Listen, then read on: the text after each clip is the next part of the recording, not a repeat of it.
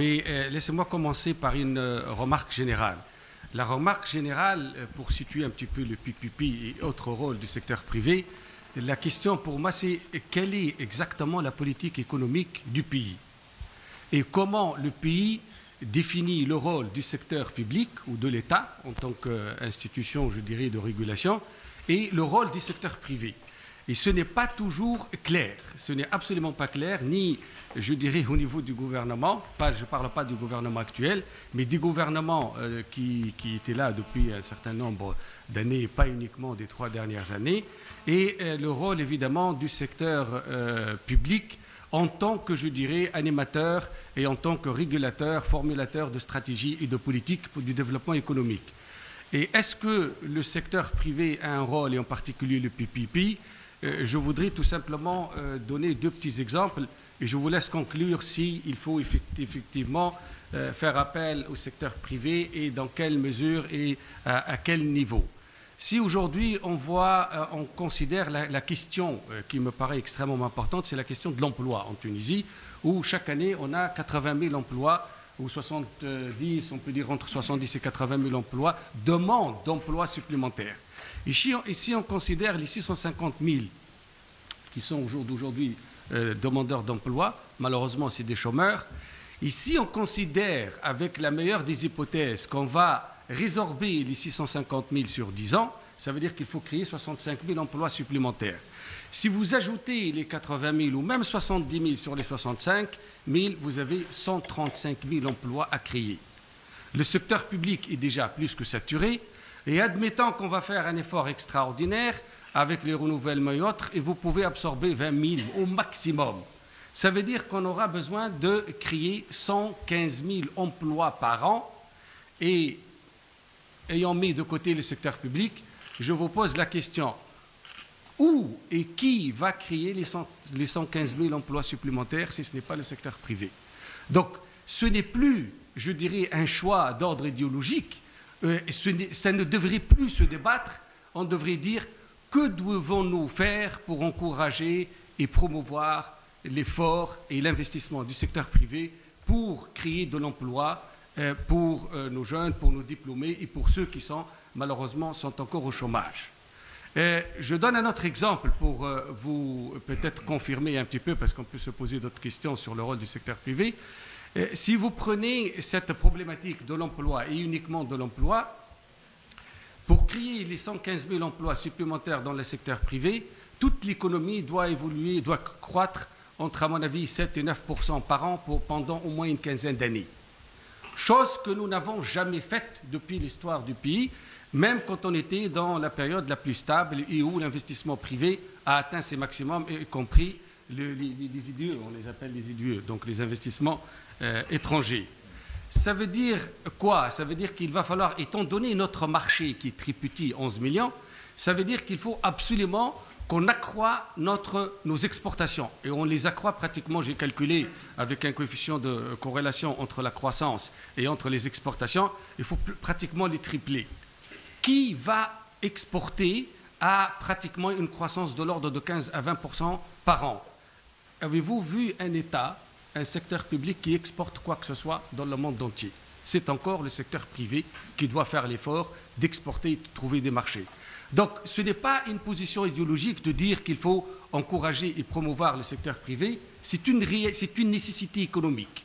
Donc on est dans le champ peut-être ici de ceux qui défendent le secteur privé. À mon avis, je ne le défendrai pas, je défends la création d'emplois, je défends la croissance économique, et ça, je ne la vois pas venir sans qu'il y ait un secteur privé très fort. Mais qui dit un secteur privé très fort, dit une puissance publique, donc un État qui est clair en matière de choix économiques, qui est un très bon régulateur, qui évidemment qui a des politiques économiques, je dirais, favorables au secteur privé, mais qui applique et qui enforce, ou comment il applique, oui, et qui fait respecter la loi, et en particulier tout ce qui concerne les politiques économiques. On peut parler de ces politiques économiques autant que vous voulez, mais pour ma part, c'est comment créer un environnement qui favorise l'investissement privé. Et là, on est en train de travailler sur le programme économique, et il y a énormément énormément de réformes à faire en Tunisie pour améliorer les facilitations, réduire les transactions et les coûts de transactions de logistique, améliorer les services d'infrastructure, mais en particulier éliminer toutes ces tracasseries bureaucratiques et administratives, car on en est encore toujours là en Tunisie, malheureusement, et qui freinent aussi bien le secteur public que le secteur privé, mais je pense que le coût pour le secteur privé est plus important. Est-ce que le PPP a un rôle? Je n'ai plus à démontrer après ces exemples-là. Si, au jour d'aujourd'hui, et Monsieur le Premier ministre en a parlé, le chef du gouvernement, la situation de nos finances publiques sont extrêmement tendues, sont extrêmement difficiles. Alors, si on n'a pas de quoi couvrir nos besoins les plus élémentaires au niveau budgétaire, ça veut dire qu'on ne peut pas faire beaucoup d'investissements. Or, il faut faire beaucoup d'investissements, d'où la nécessité du PPP. Donc, en fait, je ne veux plus revenir, le PPP, c'est avantageux, il peut faire ceci, il peut faire cela. Nous sommes dans une situation où on n'a pas le choix que de faire appel à l'effort d'investissement du secteur public et en particulier dans les investissements publics tels que les ports, les aéroports. On a un certain nombre d'ouvrages d'art comme le pont de Bizerte, le pont de Bénine, on va commencer un peu les études. Vous avez vu un peu l'état de l'engorgement du port de Radès. Il va falloir évidemment créer 1 ou 2 terminaux et pourquoi pas aussi penser au sud de Gabès à un port terminal de conteneurs pour améliorer la capacité et décongestionner le nord, en particulier Tunis. Donc ce n'est pas les besoins en matière d'investissement pour des services publics sont énormes. L'État ne pourra pas les assumer, donc il va falloir évidemment faire appel au secteur public. Le mythe qu'on a à propos du PPP, c'est qu'on croit que c'est facile. Pas du tout. Ce n'est pas facile le PPP. Un projet de PPP, d'après mon expérience, et vous avez certainement entendu ce matin, c'est entre 3 et 6 ans pour faire un investissement. Pas moins. Ce n'est pas possible entre les études de factibilité, entre les appels d'offres qui doivent être évidemment transparentes et efficaces, et après les négociations avec le secteur privé, à ce moment-là, on commence à avoir un projet où, évidemment, on le fait tomber. Moi, personnellement, dans ma vie professionnelle, j'en ai fait à peu près 7, 2 ont réussi, et on n'a jamais été au-delà des négociations. Donc, vous ne pensez pas que quand on fait une étude pour une transaction PPP, on va l'avoir. Ce n'est pas facile parce que les États, en général, ne sont pas clairs. Pourquoi ils ne sont pas clairs? Vous ne pouvez pas, je prends l'exemple d'une centrale de génération. Le secteur privé, il vient investir pour produire de l'électricité et il vous fournit à vous, État ou société d'État. Mais quand il va le fournir à un coût de production plus une marge. Et c'est normal qu'il faut qu'il ait une marge, sinon ça ne l'intéresserait pas du tout. Or, l'État va le vendre de l'autre côté d'une façon, je dirais, à un tarif subventionné. L'État doit être clair. Quel est le niveau de subvention, sachant que je vais payer le coût total pour le secteur privé avec sa marge. Mais vous ne pouvez pas négocier le prix de production en le liant à votre politique de prix. Le politique de prix de l'État, c'est une chose, et le prix de revient et la marge du secteur privé est une autre. On n'a jamais été clair, on mélange les deux.